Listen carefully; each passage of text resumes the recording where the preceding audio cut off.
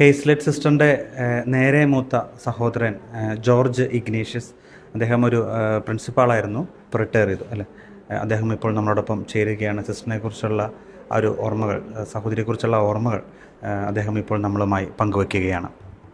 എൻ്റെ നേരെ അനിയത്തിയാണ്. എനിക്ക് 3 വയസ്സുള്ളപ്പോഴാണ് ജനിക്കുന്നത്. അപ്പോൾ ഒരു കളിക്കൂട്ടുകാരിയെ പോലെ വളർന്നാണ് ഞങ്ങളെല്ലാം പങ്കുവെച്ച് അങ്ങനെയുള്ള ജീവിതമായിരുന്നു. ഹൈ റേഞ്ചിലെ മലമ്പ്രദേശത്തായിരുന്നു ഞങ്ങളുടെ ജനനവും വളർച്ചയൊക്കെ. അപ്പോൾ വീട്ടിലെ കാര്യങ്ങൾ, അപ്പനമ്മ, സഹോദരങ്ങൾ, അങ്ങനെ എല്ലാവരും പങ്കുവെച്ച് അങ്ങനെ ജീവിച്ചു. സന്തോഷമായിട്ടുള്ള ജീവിതമായിരുന്നു. അപ്പോൾ അവളിങ്ങനെ ഒരു ജീവിത വഴി തിരഞ്ഞെടുത്തു. അതിലൊക്കെ ഞങ്ങൾക്ക് സന്തോഷമായിരുന്നു. എപ്പോഴും പാവപ്പെട്ടവരുടെ പക്ഷം ചേർന്ന് നിൽക്കാൻ, ബുദ്ധിമുട്ടുള്ളവരോട് കൂട്ടുകൂടാൻ, അതൊക്കെയാണ് അവൾക്ക് ചെറുപ്പം മുതലേ ഇഷ്ടം. അപ്പോൾ വീട്ടിൽ നിന്ന് കിട്ടിയ പരിശീലനം തീർച്ചയായിട്ടും അതിനൊക്കെ ഒത്തിരി സഹായിച്ചെന്ന് പലപ്പോഴും പറയാറുണ്ട്. ഞങ്ങളുടെ പങ്കുവയ്ക്കലിൻ്റെ ആ ഒരു കാര്യങ്ങളൊക്കെ കൂടുതൽ എന്താ പറയുക, മനുഷ്യോന്മുഖമാകാനായിട്ട്, പാർശ്വവൽക്കരിക്കപ്പെട്ടവരുടെ കൂടെ നിൽക്കാനായിട്ട്, പ്രശ്നമുള്ളവരുടെ കൂടെ നിൽക്കാനായിട്ട് സ്കൂളിലൊക്കെ പഠിപ്പിക്കുമ്പം ഞാനും അധ്യാപകനായിരുന്നു. ഞങ്ങൾ എപ്പോഴും അങ്ങോട്ടും ഇങ്ങോട്ടും ഒക്കെ പങ്കുവയ്ക്കുമായിരുന്നു.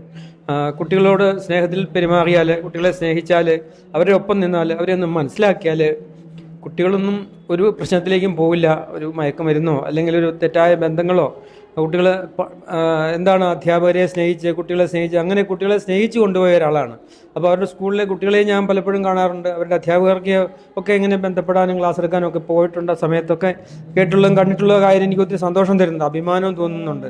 എന്നാലും പെട്ടെന്നുള്ള വിയോഗം ഞങ്ങൾക്ക് ഉൾക്കൊള്ളാൻ സാധിക്കുന്നില്ല.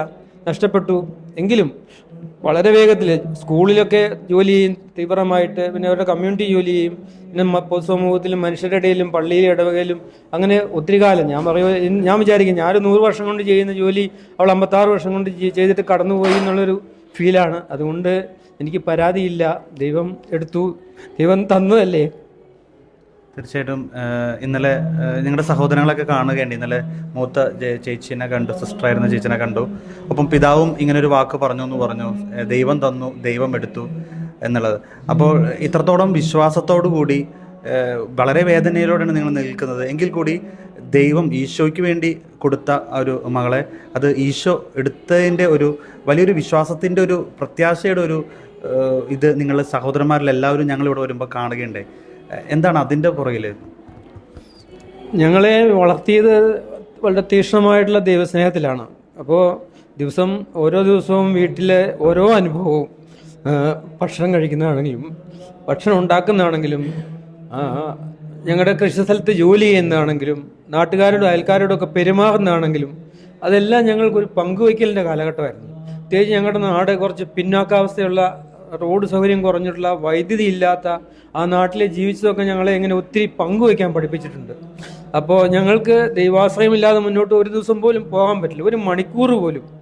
അതൊക്കെ ഞങ്ങളെ വളരെയധികം ദൈവസ്നേഹമുള്ളവരും ദൈവവിശ്വാസമുള്ളവരും ദൈവഭയമുള്ളവരും തീക്ഷ്ണതയുള്ളവരും ഒക്കെ തീർച്ചയായിട്ടും ആക്കിയിട്ടുണ്ട്. ഞങ്ങൾക്ക് മറ്റുള്ളവരെ ആശ്രയിക്കാതെ ഒരു ദിവസം പോലും ജീവിക്കാൻ പറ്റില്ല.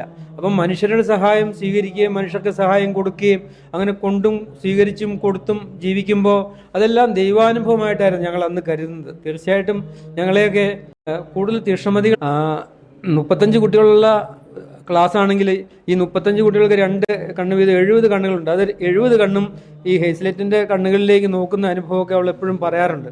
നല്ല അധ്യാപകർ അങ്ങനെയാണ്. നല്ല അധ്യാപകരെ കിട്ടുക എന്നുള്ളത് കുട്ടികളുടെ ഭാഗ്യമാണ്. ഹേസ്ലെറ്റിനെ കിട്ടിയ കുട്ടികൾ ഭാഗ്യമുള്ളവർ എന്നൊക്കെ ഇതൊക്കെ ഞാൻ കണ്ട് മനസ്സിലാക്കിയതാണ്. ഹേസ്ലെറ്റ് പറഞ്ഞല്ല, അവരുടെയൊക്കെ സ്കൂളുകളിലും അങ്ങനെയുള്ള സ്ഥലങ്ങളിലുമൊക്കെ ഞാൻ പോയപ്പോഴും കണ്ടപ്പോഴും ഒക്കെ കണ്ട കാര്യമാണ്. അത് ഞങ്ങൾക്ക് പ്രത്യേകിച്ച് ഞങ്ങളുടെ വിശ്വാസ പരിശീലനം, ഞങ്ങളുടെ എന്താ പറയുക, ഞങ്ങളുടെ നാട്ടിലെ ഈ SD കോൺവെൻ്റൊക്കെ അവിടെ ഉണ്ട്. ആ സിസ്റ്റേഴ്സ്, അതുപോലെ ഞങ്ങളുടെ അമ്മ, ഞങ്ങളുടെ അപ്പൻ, അതെല്ലാവരും തന്നൊരു മൂല്യമാണെന്ന് തീർച്ചയായിട്ടും നമുക്ക് നല്ല ബോധ്യമുണ്ട്. അതിലൊത്തിരി അഭിമാനമുണ്ട്. തീർച്ചയായിട്ടും സിസ്റ്റർ ഹേസ്ലെറ്റിൻ്റെ പിതാവ്, 94 വയസ്സ് പിതാവ് ഇവിടെയുണ്ട്, ഇപ്പോഴും അദ്ദേഹമുണ്ട്. ഒപ്പം അമ്മയാണ് സ്വർഗത്തിലേക്ക് പോയിരിക്കുന്നത്. ഒപ്പം മറ്റ് 6 മക്കളിൽ ഇപ്പോൾ 5 പേരും സഹോദരങ്ങളും ഇവിടെയുണ്ട്. മാനുഷികമായി സിസ്റ്ററിൻ്റെ വേർപാട് ഇവരെ വളരെ ദുഃഖത്തിലാണ് ആഴ്ത്തിയിരിക്കുന്നതെങ്കിലും ആത്മീയമായി നോക്കുമ്പോൾ ഈശോയുടെ അടുത്തേക്ക് ഞങ്ങളുടെ ഒരു സഹോദരി പോയതിൻ്റെ വലിയൊരു ആത്മീയ ആനന്ദത്തിലാണ് ഈ സഹോദരങ്ങളും പിതാവും ഇപ്പോൾ നമ്മോടൊപ്പം ആയിരിക്കുന്നതും.